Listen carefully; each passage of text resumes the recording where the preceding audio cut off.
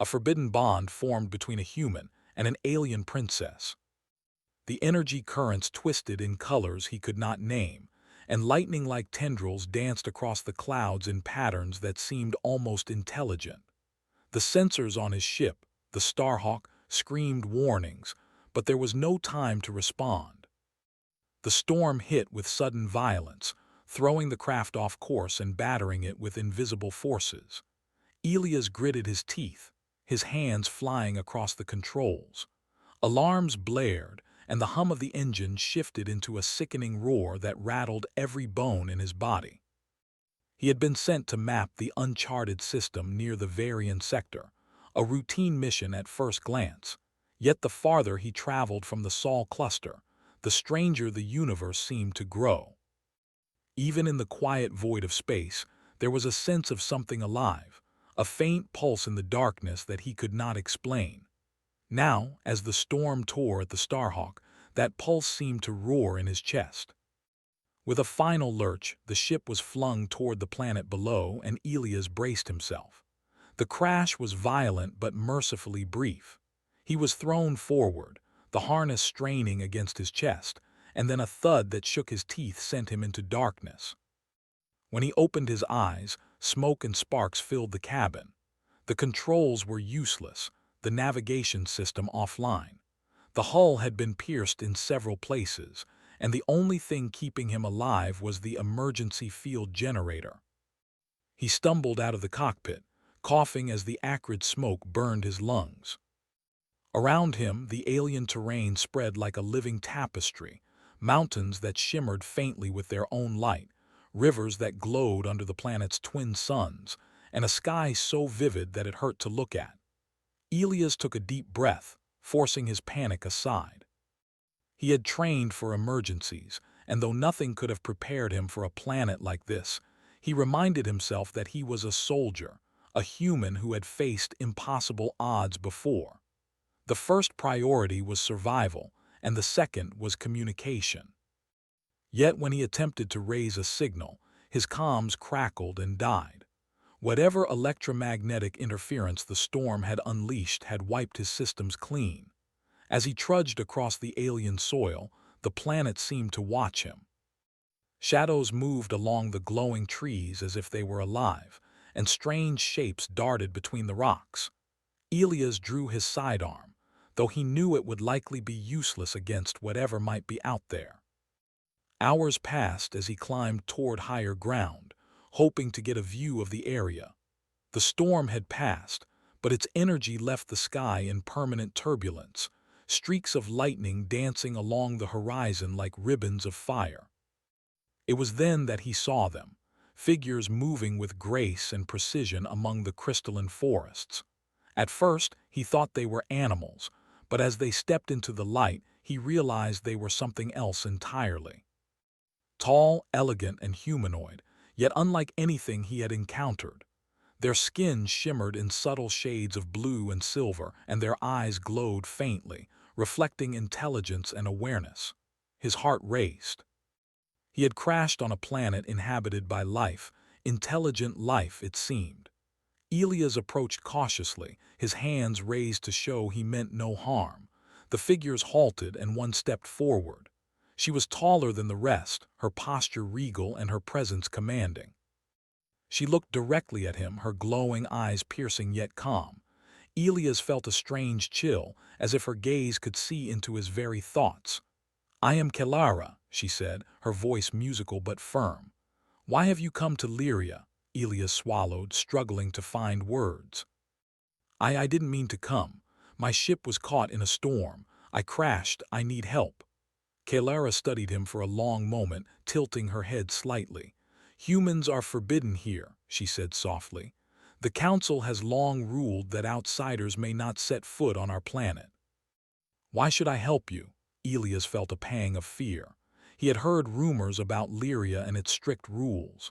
Outsiders were considered dangerous, a threat to the balance of their society. Yet he also sensed something else, curiosity, perhaps even empathy. He decided to gamble on honesty. "I'm not here to harm anyone," he said. "I only want to survive, to understand this place. I don't belong here, but I mean no threat to you or your people." Kelara regarded him silently, and then, to his surprise, she stepped aside. "Follow me," she said. Elias hesitated, but the intensity in her gaze left him no choice. He followed her through the luminous forest, the ground glowing softly beneath their feet. He noticed that the flora seemed to react to their presence, petals unfurling, tendrils shifting, as if sensing the living beings moving among them. As they walked, Elias attempted to understand more about Kelara. "You're the princess?" he asked cautiously. Kelara glanced at him, a faint smile on her lips. "Titles mean little in the face of survival," she said. "But yes, I am the daughter of the ruling family. I am expected to obey the laws of my people. And yet, I wonder if all rules are meant to be followed blindly." Elias was struck by the subtle defiance in her words. Here was someone bound by centuries of tradition, yet she was willing to question it, even for a stranger like him. It gave him hope, and perhaps a sense of purpose he hadn't felt in years. They reached a hidden enclave, a small valley shielded by towering crystal formations. It was a place of natural beauty and secrecy, where Kelara's people could move freely without fear of being seen by outsiders. There she offered him water and food, and for the first time since the crash, Elias felt some measure of safety. Over the following days, Kelara observed him closely. He learned to adapt to the alien environment, noticing how the Lyran people could sense energies around them, a kind of sixth sense that made navigating the terrain second nature to them. Elias had no such ability, but his ingenuity and human resilience impressed Kelara. He learned quickly, finding ways to make tools from the alien materials and observing patterns in the planet's unusual weather systems. Kelara, in turn, found herself intrigued by the humans' creativity. Unlike the Lyrans, who relied heavily on psychic intuition and tradition, Elias relied on reason, trial, and error. There was a freedom in his thinking, a willingness to experiment and fail that fascinated her. She began to share stories of Lyria's history, of battles fought and alliances forged, of the rigid rules that bound her people. Elias listened, not just with his mind, but with a growing empathy for her world and its struggles. One evening, as the twin suns set and the sky turned a deep shade of violet, they sat side by side on a crystal outcropping. Elias marveled at the view, the rivers glowing softly below and the mountains rising like silent sentinels. Kelara watched him, her expression unreadable. "You are different from what I expected," she said finally. "I thought humans would be reckless, selfish, quick to destroy what they cannot understand. But you adapt, you learn. You see the world not as a threat but as something to explore." Elias smiled faintly, feeling a warmth that had nothing to do with the twin suns. "Maybe that's the human way," he said softly. "We survive because we try, because we don't give up, even when the odds are against us." Kelara studied him, and in that moment, something unspoken passed between them. It was not friendship, not yet, but something more, a spark of connection that neither could deny. And yet, both knew it was dangerous. If the council discovered their interactions, the consequences could be severe. Humans were forbidden, and the bond they were forming could be seen as betrayal. As days turned into nights, Elias and Kelara continued to meet in secret. They explored hidden groves, studied strange wildlife, and debated the philosophies of their respective worlds. With every conversation, the bond deepened, a delicate thread weaving between two beings from entirely different worlds. It was a bond forbidden by law, yet undeniable in its intensity. Elias often wondered how someone could be both so powerful and so vulnerable. Kelara commanded her people with grace, yet in private, she confided her doubts, her fears about the future, and her longing for something beyond the rigid walls of tradition. In return, Elias shared his experiences, the challenges of human life, and the drive that had carried him across the stars. They laughed together, argued gently, and occasionally sat in silence, listening to the hum of the planet as if it were alive. Elias felt alive in a way he had not in years, and Kelara, for the first time, considered a future that might be shaped not by rules, but by choice. Yet the shadow of danger always lingered. Scouts and observers moved quietly across the forests, the council's eyes vigilant. They could not know about the human in their midst, and Kelara could not allow herself to be careless. Every interaction carried the weight of risk, but neither Elias nor Kelara could bring themselves to stop. In the quiet of the alien night, as the stars shimmered above, Elias realized that survival was no longer his only concern. There was something far more profound at stake, a connection that might change both their worlds forever. And Kelara, gazing at him with eyes that seemed to see into his soul, knew that this forbidden bond, dangerous though it was, had already begun to shape her heart. Elias had been on Lyria for nearly a week now, yet every day felt like a new discovery. The planet was alive in ways he had never imagined. The forests shimmered with colors that changed according to the time of day, rivers glowed faintly under the twin suns, and the air was thick with scents both sweet and strange. Despite the beauty, danger was never far away. He had begun to notice signs that the Lyran Council did not trust outsiders at all. Patrols moved silently across the land, their glowing eyes scanning for intruders. Kelara, the princess, had become his guide and protector. She had taken him to hidden places known only to the royal family, where they could speak freely without fear of being watched. It was in these moments, away from the scrutiny of the council, that their bond deepened. They shared stories of their worlds, laughed at small jokes, and debated ideas that neither of them had voiced to anyone else. Elias admired her bravery, her willingness to question the rules even when it could cost her everything.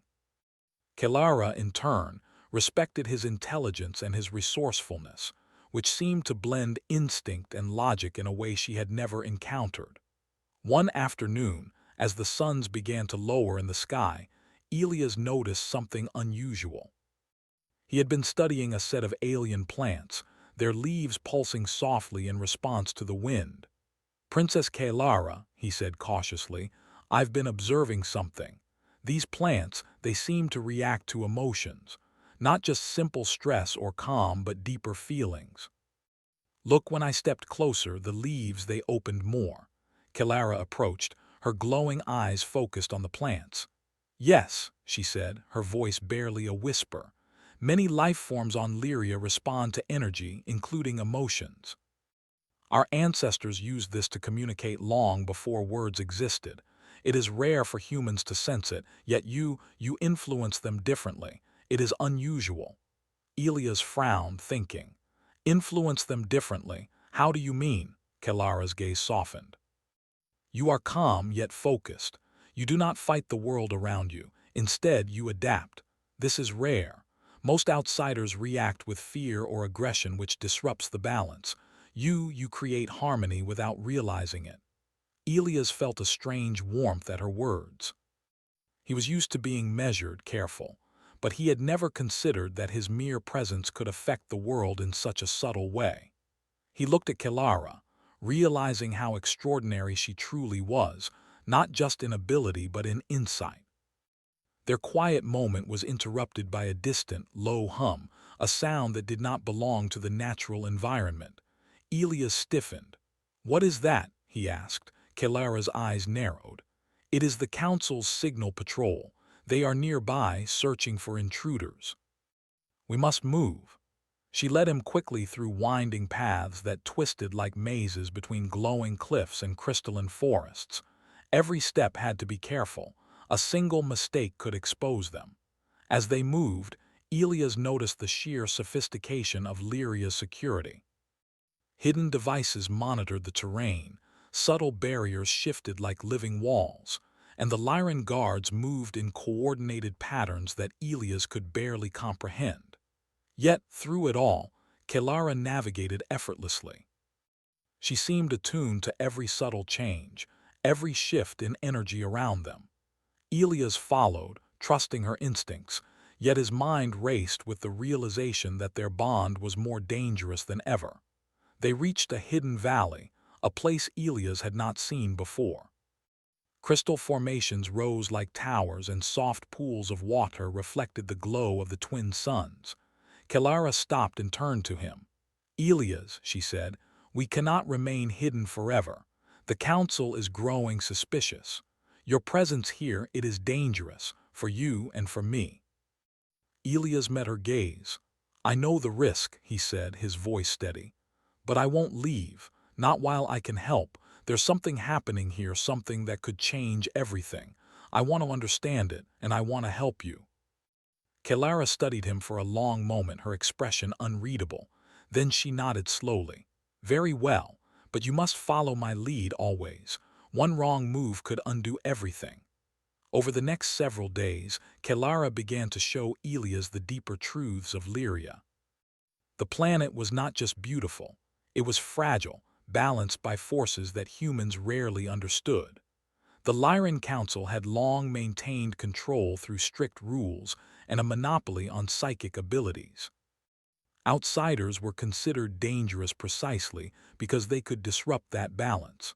But Kelara confided that not all within the council shared the same vision. Some wanted change, while others sought power at any cost. One evening, as the suns dipped below the horizon and the sky turned a rich violet, Kelara led Elias to a cliff overlooking the central city of Lyria. "Look," she said, her voice soft. Below them, the city glimmered like a constellation on the planet's surface, its towers shimmering in light that seemed to pulse with life. "This is the heart of our people, and yet, even here, shadows are moving." Factions within the council believe the arrival of humans is an opportunity to seize power, to manipulate fear for their own gain. Elias' eyes widened. "They want to start a war," Kelara shook her head. "Not openly, yet. But they manipulate tensions, spread rumors, and create fear. If unchecked, it could lead to conflict not just within Lyria but between Lyria and humanity, and that would be disastrous." Elias ran a hand through his hair, thinking quickly. "We need to stop them, but how? I don't have armies and I don't know your people's rules well enough to convince them." Kelara looked at him, her glowing eyes intense. "That is why I am showing you this. You think like a human, yes, but humans also inspire others. Your courage, your ability to adapt, these can be weapons just as powerful as any army.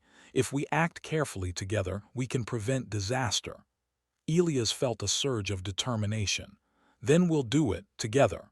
Kelara's lips curved in a faint, approving smile. "Together," she repeated. Their first move was subtle. They began gathering information quietly, moving through hidden parts of the city, observing council meetings from afar, and listening to whispers in the corridors. Elias was amazed at how Kelara could read the subtleties in every conversation, detect hidden motives, and anticipate outcomes. Her abilities were incredible, yet she valued his perspective because it was different. Where she saw patterns in psychic energy, Elias saw possibilities others might miss. One night, as they sat beneath a canopy of luminescent trees, Kelara spoke softly. "You must understand, Elias, that what we are doing is dangerous. If anyone discovers our alliance, it could be seen as betrayal. Humans are forbidden here, and I am expected to obey the council without question." Elias reached for her hand, hesitating only for a moment before taking it gently. "I understand the risk," he said. "But I also understand that doing nothing is not an option. I trust you, Kelara, and I believe you trust me." Kelara did not remove her hand. Instead, she squeezed it lightly, a silent acknowledgement of their bond. It was a bond that went beyond words, forged through trust, courage, and shared purpose. Yet both knew that it remained fragile, a delicate connection that could shatter under the scrutiny of those who ruled Lyria. As the days passed, their efforts began to yield results. They uncovered a faction within the council plotting to manipulate human presence for political gain. Rumors were being spread. suggesting that humans sought to invade, that their technology could enslave or destroy Lyria. The conspirators hoped to use fear to consolidate their own power. Elias and Kelara realized that the situation required careful action. Confronting the faction directly would be too dangerous, yet inaction would allow the conspiracy to grow. They began devising a plan that relied on both their strengths. Elia's understanding of human strategy and unpredictability could complement Kelara's psychic insight and influence over her people. Together, they could expose the conspirators without triggering open conflict. Their first test came sooner than expected. A scout patrol from the council approached the hidden valley where they often met. Elias and Kelara barely had time to hide behind glowing rock formations. The patrol moved silently, their senses finely tuned to detect outsiders. Elias held his breath, feeling the weight of danger pressing down. Kelara placed a hand on his shoulder and he felt a faint pulse of energy calming his nerves. The patrol passed without noticing them. Elias exhaled, his heart pounding.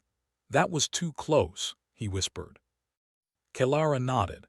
"And it will not be the last. We must be careful, Elias. Every move we make has consequences far beyond what we can see."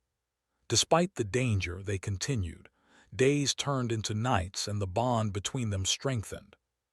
They learned to anticipate each other's thoughts, to communicate with subtle gestures and shared understanding. Elias marveled at how her presence could make him feel both protected and inspired, while Kelara was struck by his determination and creativity. Together, they were discovering something neither had expected, that unity between different worlds was possible, even under the strictest rules and traditions. One evening, as the twin moons rose and cast silver light across the valley, Kelara turned to Elias. "Do you know why I trust you?" she asked. Elias shook his head. "Why?" "Because you see the world not as it is told to you, but as it could be," she said softly. "Most humans act out of fear or ambition. You act out of curiosity, courage, and respect. That is rare, and it is why we can succeed where others would fail." Elias felt a warmth in his chest, a mixture of pride and humility. "And I trust you because you are willing to take risks not for yourself, but for others. That is something I've rarely seen, even among humans." They sat in silence, watching the moons rise. For a moment the weight of the world fell away, leaving only the quiet hum of the planet and the bond between them. It was fragile, dangerous, and forbidden, but it was real. And both of them knew that whatever came next, they would face it together. The tension in the air had grown unbearable. Elias and Kelara had spent weeks gathering information, learning the layout of the city, and observing the council's moves. But the conspirators were no longer content to work in the shadows. Rumors of an impending threat spread through the city like wildfire, and the council began preparing defensive measures against an enemy that did not yet exist. Elias paced in the hidden valley, his mind racing. "They're going to make a move soon," he said, his voice tight with urgency. "If we don't act now, the situation will spiral out of control. Their goal is to create fear, and fear will make the council act blindly." Kelara nodded, her glowing eyes focused on the horizon. "I have felt it too. The energy in the city is shifting, restless and agitated. The conspirators are gaining influence. We must intervene before they manipulate the people into conflict." They began their plan cautiously. Elias suggested using misdirection, creating small events that could expose the conspirators without triggering open confrontation. Kelara contributed her psychic skills, sensing hidden alliances and detecting subtle manipulations among the council members. Together, they crafted a strategy that relied on precision and timing, combining human unpredictability with Lyran insight. Their first step was to disrupt the faction's communication network. The conspirators had secret channels through which they spread misinformation, and Elias proposed using his knowledge of technology to intercept and redirect these messages. Kelara guided him through the psychic defenses that protected the network, warning him of the subtle traps that could alert the faction to their interference. The task was delicate. Elias moved carefully, his hands steady as he interfaced with alien devices that pulsed with strange energy. Every wire, every panel responded to him as if aware of his intentions. He marveled at the technology, realizing how different it was from human designs, fluid, intuitive, and alive in its own way. Kelara watched him, impressed not only by his skill but by his calm under pressure. After hours of careful work, Elias successfully rerouted several messages, turning the conspirators' plans against them. False orders spread through the network, creating confusion and delaying their next moves. The humans' ingenuity had given them a crucial advantage, and Kelara allowed herself a moment of pride. But the victory was short-lived. The conspirators were quick to detect anomalies in their communications and began searching for the source. Patrols increased in the city, and their secret meetings became more dangerous. Kelara realized that the next step would require direct action, confronting the faction in a way that risked everything. "We cannot wait any longer," she said one night, her voice steady but resolute. "They are preparing to manipulate the people. If we do not act, blood may be shed. We must strike before their plan reaches the public." Elias nodded, feeling the weight of responsibility pressing down on him. "Then we go together. We've planned carefully and we know their weaknesses. We can't fail." The following evening, they moved into the city under the cover of darkness. Elias marveled at the intricate architecture, towers that glowed softly, streets lined with luminous plants, and bridges that seemed to float in midair. Yet beauty did not mask danger. Patrols moved silently, and every shadow seemed alive with watchful eyes. Kelara led him through hidden passages, psychic energy guiding them safely past the guards. They reached the Central Council Hall, a grand structure that radiated authority. Inside, the conspirators gathered, unaware of the approaching danger. Elias and Kelara observed from a concealed balcony, noting the expressions of those plotting, their arrogance and confidence making them careless. Elias whispered, "We need to separate them, weaken their influence before we reveal ourselves." Kelara nodded, extending her psychic senses. She sensed subtle waves of influence, causing doubt and hesitation among the conspirators. Murmurs spread, alliances shifted, and cracks appeared in their carefully constructed plans. Elias, seizing the moment, manipulated the energy systems within the building, creating controlled disruptions. Lights flickered, alarms triggered briefly, enough to create confusion without causing harm. The conspirators began to argue, suspicion turning their coordinated plan into chaos. Kelara's psychic guidance amplified the effect, revealing hidden loyalties and forcing several of the faction's key members into open confrontation. Elias moved with precision, ensuring that no innocent was caught in the crossfire. The human-alien alliance worked seamlessly, each compensating for the other's limitations. Suddenly, one of the conspirators realized they were being manipulated. A tall, sharp-eyed council member raised the alarm. "Intruders!" he shouted, and the hall erupted in tension. Kelara stepped forward, her presence commanding and unyielding. "You have manipulated fear and sought power at the expense of our people," she said, her voice echoing through the chamber. "This ends now." Elias moved beside her, drawing attention away from her vulnerable position. "We have proof of your plots," he said, holding out a device he had modified to display intercepted communications. "Your plans to incite conflict are exposed. The people will know the truth." Gasps echoed through the hall. The conspirators tried to respond, but the confusion and fear caused by their own manipulated systems left them disoriented. Kelara's psychic authority, combined with Elia's human unpredictability, left them with little room to maneuver. In the chaos, a confrontation broke out. Elias found himself face to face with one of the faction leaders, a powerful Lyran whose abilities were formidable. The leader lunged with psychic energy, attempting to subdue him. Elias ducked instinctively, using his human agility to evade the attack. He reached for the energy panels embedded in the walls, creating a barrier that absorbed the assault. The battle was tense, but Elias' quick thinking and adaptability allowed him to survive. Kelara intervened, using her abilities to restrain the conspirator without causing permanent harm. "You underestimate the strength of unity," she said, her voice steady, as if the very words carried power. "We are stronger together than apart." Elias watched in awe as she commanded energy with precision and calm, her psychic influence neutralizing the threat while keeping the room from descending into chaos. It was a display of skill and courage that reminded him why he had trusted her from the beginning. The conspirators, seeing their plans unravel, attempted to flee, but Elias and Kelara blocked their paths.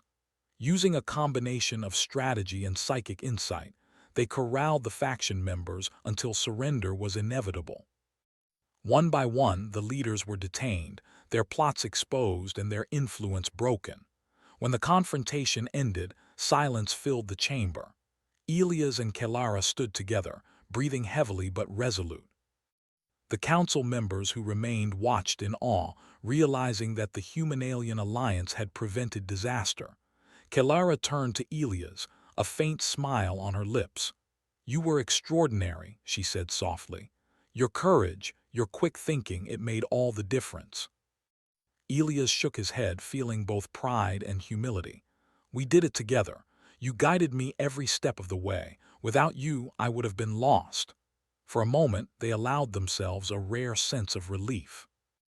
The city was safe, the conspirators neutralized, and the bond between them had proven powerful. Yet both knew that the journey was far from over. The council would need to address the aftermath, and the presence of a human within their society would continue to raise questions. In the days that followed, the city slowly returned to normal.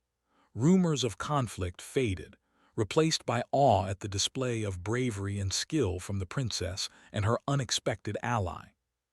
Kelara and Elias continued to work together, ensuring that the council's decisions reflected unity rather than fear. Despite the victories, danger lingered. There were still those who opposed change, who viewed humans with suspicion or hostility. Kelara understood that her defiance had consequences, yet she remained resolute. Elias, inspired by her courage, felt a sense of purpose that he had never experienced before. Together, they had faced overwhelming odds and emerged stronger, but the world beyond the city was still unpredictable. One evening, as the twin moons cast silver light across the valley, Kelara spoke quietly to Elias. "You have changed my world, Elias. Not just through action, but by showing me what is possible when we trust each other." Elias smiled, feeling the warmth of connection that had grown between them. "And you have shown me that humans are not the only ones capable of courage and wisdom. Your people, your world, it is extraordinary." Kelara's gaze softened. "We have a long journey ahead, but I believe that together we can face whatever comes next. You have proven that bonds, though forbidden, can create strength beyond what either of us imagined." Elias nodded, feeling a surge of determination. The bond they shared was more than personal. It was a symbol of hope, a bridge between two worlds.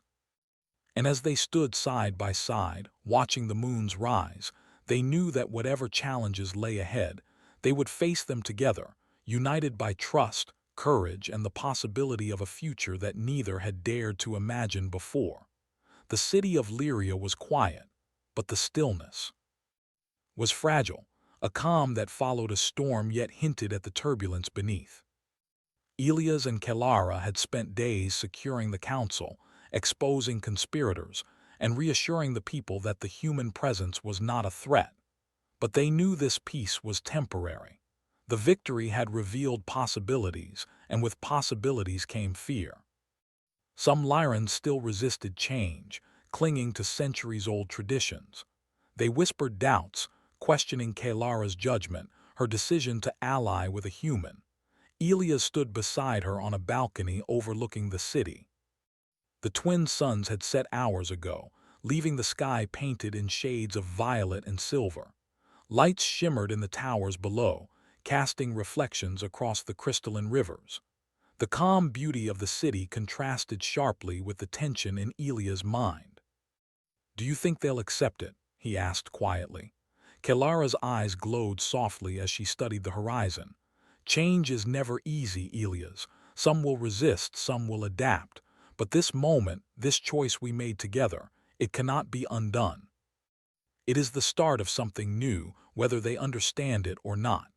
He nodded, understanding the weight of her words. They had not only prevented a war but had also challenged the foundations of Lyran society. That was no small feat. Elias, who had crossed the stars seeking survival and knowledge, had become part of a story far greater than himself. Yet, he felt the same spark of human determination that had carried him through every danger, a drive to do what was right, even when impossible. Kelara turned to him, her expression serious. "There is one final step, Elias. The remaining conspirators have fled, but they are not gone. They will regroup, and if we do not act, the danger will return. We must confront them directly and show the council and the people that fear cannot control us." Elias felt a surge of determination. "Then we confront them, together." The plan they devised was simple in concept but dangerous in execution. The conspirators had hidden in the northern reaches of the city, using abandoned towers and tunnels to move unseen.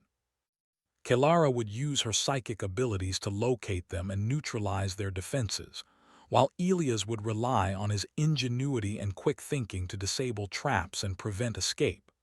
It was a delicate balance, requiring trust, coordination, and courage. As night fell, they moved through the city's hidden pathways, silent and focused. Elias marveled at the subtle energy flowing through the streets, the way the city itself seemed alive, responding to Kelara's presence. She moved with confidence, every step precise, as though she were a part of the world itself.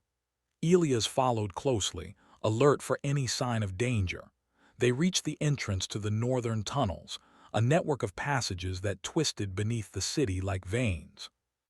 The air was cool and damp, carrying the faint scent of minerals and water. Kelara closed her eyes, extending her senses, feeling the energy of the conspirators ahead.